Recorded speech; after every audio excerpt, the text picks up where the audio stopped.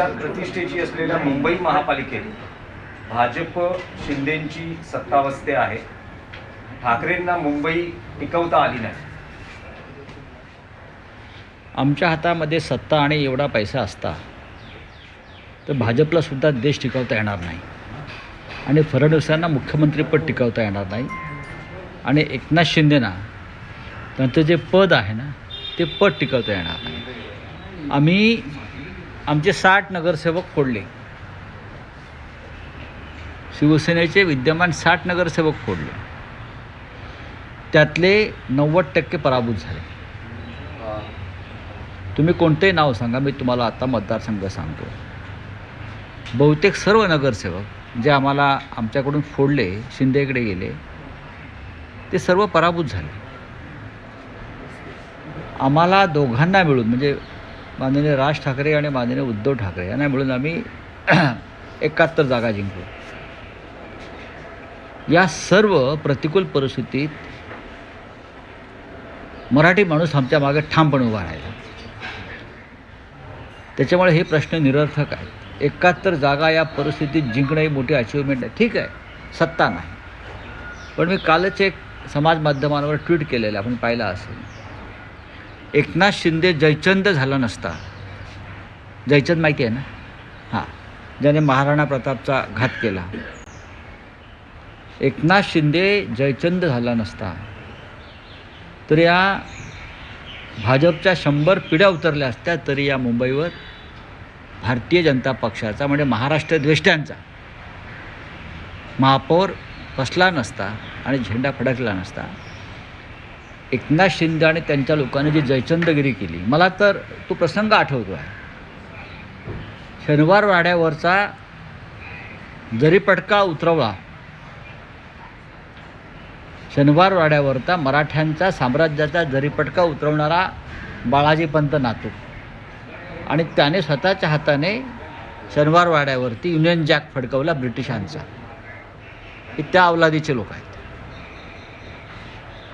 ज्याने आपल्या मराठी साम्राज्याचा जरीपटका खाली उतरवला आणि त्याच हातानं ब्रिटिशांचा युनियन जॅक शनिवार वाड्यावर फडकवून इथे ब्रिटिशांच्या राज्याला, ईस्ट इंडिया कंपनीला इथे महाराष्ट्रामध्ये एक मार्ग करून दिला. त्या बाळाजी पंत नातू किंवा जयचंद यांच्या या अवलादी आहेत. या अवलादी नसत्या तर म्हटलं ना, मुंबईमध्ये त्यांच्या 100 पिढ्या उतरल्या तरी स्वतःचा महापौर करू शकले नसते, जे महाराष्ट्र द्वेष्ट्यांचा महापौर होऊ शकतो. पण ठीक आहे, भारतीय जनता पक्ष आणि शिंदे गटाकडे 3चं बहुमत आहे. कितीच आहे? 3. 118 आहेत ना, 118 आहेत ना, म्हणजे साधारण 110 लोक विरोधामध्ये आहेत, सभागृहामध्ये आहेत, आणि त्यात शिवसेना आणि महाराष्ट्र नवनिर्माण सेनेचे आणि काँग्रेसचे धरून 100वर आहेत. इतर आहेत. तुम्हाला हा 100च्या वरचा विरोधकांचा आकडा कमी वाटतोय का? त्यांना इकडली काडी तिकडे करू देणार नाही. महाराष्ट्राच्या किंवा मुंबईच्या संदर्भात चुकीचं काय करणार असतील ना, एवढी ताकद महापालिकेमध्ये आज विरोधकांची आहे, जी कधीच नव्हती. त्याच्यामुळे महापौर गमावला हे महाराष्ट्राचं आणि मुंबईकरांचं दुर्दैव आहे. आणि जयचंदाला मी एवढंच सांगू इच्छितो, हिंदुहृदय सम्राट शिवसेना प्रमुख बाळासाहेब ठाकरे यांच्या जन्मशताब्दीचं वर्ष 23 तारखेला सुरू होतं आहे, आणि त्या वर्षामध्ये तुम्ही मराठी माणसाशी बेईमानी केली आहे, गद्दारी केली आहे, आणि या बाळासाहेबांच्या मुंबईत तुम्ही गौतम अडाणीचा झेंडा फडकवलेला आहे. मराठी माणूस तुम्हाला आयुष्यात माफ करणार नाही. आज तुम्ही सत्तेवरती आहात, अजून काही काळ राहू शकाल, काही काळ म्हणतो मी, पण हे जयचंद, हे बाळाजी पंत नातू यांना भविष्यामध्ये मुंबईत फिरणं, महाराष्ट्रात फिरणं मुश्किल होईल. मराठी माणूस अत्यंत संतापलेला आहे, चिडलेला आहे. ज्या एकजुटीनं तो ठाकरे बंधूंच्या मागे उभा राहिला, ही अभूतपूर्व अशी घटना आहे. तेव्हा तुम्ही आमच्या 12 जागा, मग मनसे आणि शिवसेनेच्या 12 ते 13 जागा या 50 ते 200 मताच्या फरकानं दुर्दैवानं पडल्या. 50 ते 200च्या आसपास. खूप मोठा संघर्ष आम्ही दिला, सत्तेशी, झुंडशाहीशी आणि पैशाच्या ताकदीशी. तरी आम्ही या स्थितीपर्यंत आलो की आम्ही तुम्हाला महापालिकेत चुकीचं काम करण्यापासून रोखू शकतो.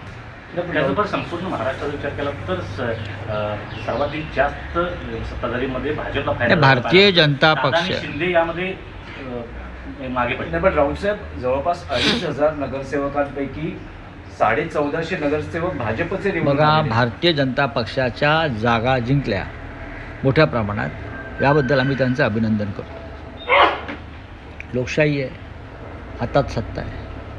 कालच मी अखिलेश यादव यांचं एक वक्तव्य ऐकत होतो, बरोबर ना? अखिलेश यादव यांनी सांगितलं, ज्याच्या हातामध्ये सत्ता असते, ज्याच्या हातामध्ये प्रचंड सत्ता असते त्या राज्याची, त्यांच्याशी स्थानिक स्वराज्य संस्थांच्या निवडणुकासंदर्भात लढा देणं सोपं नसतं. ज्याच्या हातात सत्ता असते तेच स्थानिक स्वराज्य संस्थांच्या निवडणुका मोठ्या प्रमाणात जिंकतात. हा जवळजवळ सर्वच राज्यातला अनुभव आहे. त्याच्यामुळे तुम्हीसुद्धा हा विषय जरा काळजीपूर्वक समजून घेतला पाहिजे. येतील ना दिवस, येतील दिवस, पालटतील. प्रत्येक वेळेला पैशाचंच राज्य एखाद्या राज्यावर राहतं असं नाही ना. या राज्याचं पुण्य फार मोठं आहे, छत्रपती शिवाजी महाराजापासून मोठं पुण्य आहे. राऊतसाहेब, या संपूर्ण निवडणुकांमध्ये विशेषतः मुंबई महापालिकेमध्ये ज्या काँग्रेसची चर्चाही नव्हती, चर्चेतही नव्हता हा पक्ष, त्याने 28 जागा घेतलेल्या. चांगली गोष्ट, अभिनंदन तर करतो. तुम्हाला असं वाटतं का की महाविकास आघाडी एकसंघ असती तर कदाचित आज चित्र वेगळं असतं आणि तुम्ही नाही, 100 काँग्रेसची स्ट्रॅटेजी ही योग्य होती. आम्हाला माहिती आहे, चर्चा होती आमची. काँग्रेस ज्या स्ट्रॅटेजीनुसार निवडणुकीत उतरली होती ती योग्य होती आणि त्याचा फायदा झाला. आमच्या 10-12 जागा अजून आम्ही वाढवू शकलो असतो, दुर्दैवाने कमी मताने पडल्या तर 100% BJPचा महापौर होऊ शकत नव्हता. पण तरीही आम्ही एक प्रबळ आणि मजबूत विरोधी पक्ष महापालिकेत, शिवसेना, महाराष्ट्र नवनिर्माण सेना, काँग्रेस आणि इतर सगळे, आम्ही भारतीय जनता पक्षाच्या तोंडाला फेस आणू. त्यांना मुंबई अडाणीच्या घशात कोणत्याही परिस्थिती घालू देणार नाही आणि ठेकेदारांचं राज्य सत्ताधारी नाही ते विरोधी पक्ष उलथवून टाकेल. मुंबईच्या अफगाणिस्तान असं तुम्ही आग्रह केलं. काय ना, ही प्रक्रिया सुरू होईल, पण आम्ही त्याच्यामध्ये आडवे आहोत, लक्षात ठेवा. आम्ही आहोत, छातीचा कोट करून आम्ही मुंबईचं सत्ता नसली आमच्याकडे याचा अर्थ लढाई संपली असं होत नाही ना. उलट सत्ता नसताना लढाईला रंग जास्त चढतो. संयुक्त महाराष्ट्राच्या लढ्यामध्ये जे लोक उतरले होते मुंबईसाठी त्यातले कोणीही सत्तेत नव्हते.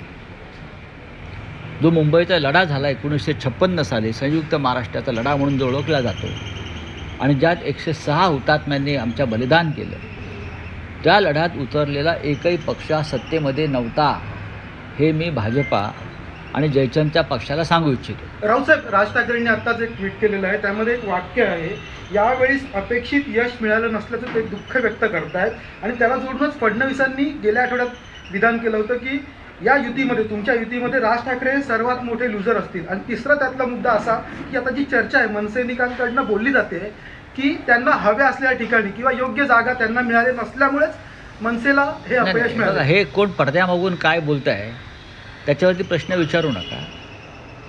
सन्मान्य राज ठाकरे ह्यांनी जी भूमिका मांडलेली आहे ती योग्य आहे. एका पराभवानं, मुळात हा पराभव मानत नाही आम्ही चांगल्या प्रकारे लढत दिली, आम्ही चांगल्या प्रकारे आघाडी घेतली. महाराष्ट्र नवनिर्माण सेनेला अजून 10 ते 12 जागा मिळणं अपेक्षित होतं, पण त्यांचेसुद्धा अनेक उमेदवार महाराष्ट्र नवनिर्माण सेनेचे हे थोड्या फरकानं पडलेले. आता जसं मुलुंडला सत्यवान दळवी यांचा विजय जाहीर केला आणि त्यांनी विजय मिरवणूक काढली. खरं म्हणजे त्यांनी तिकडे थांबायला हवं होतं काही काळ, असं आत्ताच मी चर्चा केली. कारण रिकाउंटिंगची व्यवस्था होती पण ती करू शकले नाहीत. त्यानंतर या भांडुपलाच पश्चिमेला मोहन चिरात म्हणून एक उमेदवार आहेत, ते सुद्धा अल्पशा मतानं पडलेले आहेत. इथे विश्वनाथ ढोलम आहेत, ते सुद्धा फार थोड्या मतानं पडले. याला काही वेगळी कारण आहेत. पण आम्ही सगळ्यांनी, शिवसैनिकांनी, आम्ही सगळ्यांनी महाराष्ट्र नवनिर्माण सेनेचे उमेदवार जिंकून यावे यासाठी शर्थ केली. म्हणजे आम्ही त्या त्या ठिकाणी गेलो, शिवसैनिकांच्या मनसैनिकांच्या बैठका घेतल्या, सर्व प्रकारची मदत करण्याचा प्रयत्न केला, लोकांना आवाहन करत राहिलो. पण दुर्दैवानं राजसाहेबांच्या पक्षाचे उमेदवार कमी आले. त्याच्यावरती आम्ही एकत्र बसून चर्चा करू. त्याच्यामुळे हे पाठीमागून कोण काय बोलतं आहे, या जागा त्या जागा, त्याला काय तथ्य नाही. आमच्यासुद्धा अनेक जागा पडलेल्या आहेत ना. पण दोघांनाही, शिवसेनेलासुद्धा महाराष्ट्र नवनिर्माण सेनेची आणि त्यांना मानणाऱ्या मतदारांची मदत झाली. आणि नवनिर्माण सेनेचे लोक निवडून आणण्यामध्ये आम्हीही शर्थ केली.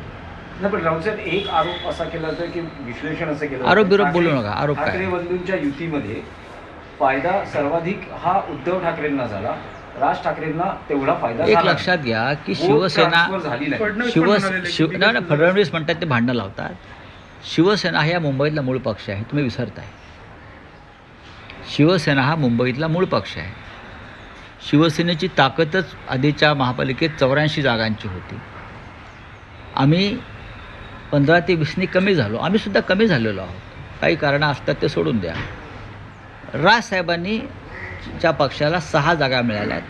आमची अपेक्षा होती, सगळ्यांची खात्री होती की महाराष्ट्र नवनिर्माण सेना 20 जागापर्यंत मजल मारू शकेल. आणि तशी आम्ही ताकदसुद्धा लावली होती. पण नाही, निवडणुकामध्ये नाही होत. आता ठाण्यामध्ये भाजपची ताकद मोठी होती असं म्हणतो आम्ही, पण शिंदे आले. बरोबर ना? याचा अर्थ काय घ्यायचा? असं अनेक ठिकाणी होतं, अनेकदा होतं.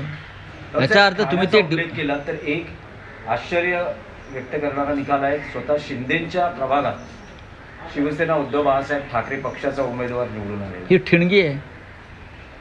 आम्हाला ठाण्यामध्ये जास्त लक्ष घालता आलं नाही. आमचं लक्ष मुंबईवर जास्त होतं. अधिक लक्ष घातलं असतं तर कदाचित आम्ही थोडं अजून पुढे जाऊ शकलो असतो. पण एक वर्तुळ पूर्ण झालं आहे, बरं का? एक वर्तुळ पूर्ण झालं. लोकसभा, विधानसभा, नगरपालिका आणि महानगरपालिका, याच्या पुढे आता एकनाथ शिंदे सरकणार नाही. यापुढे त्यांचं रोज अधपतन आणि घसरण सुरू होईल. राज्यात एमआयएमची ताकद वाढताना पाहायला मिळते. जवळपास 100हून अधिक जागा त्या एमआयएमनं मिळाल्या. नाही, एमआयएमचं एक वेगळं राजकारण आहे, त्याच्यात भविष्यात बोलू आम्ही. भारतीय जनता पक्ष देशभरामध्ये कोणत्या प्रकारचं राजकारण करत आहे आणि आम्हाला हिंदुत्व शिकवतं आहे, याच्याविषयी मला भविष्यात आम्हाला बोलावं लागेल. आम्ही बोलू. पण एमआयएमची ताकद जर वाढली असेल तर लोकशाही मार्गाने जिंकून आलेले लोक आहेत ते. संभाजीनगरला मला वाढलेली दिसते, मुंबईत दिसते, अन्य काही मालेगावला दिसते. बघू ना.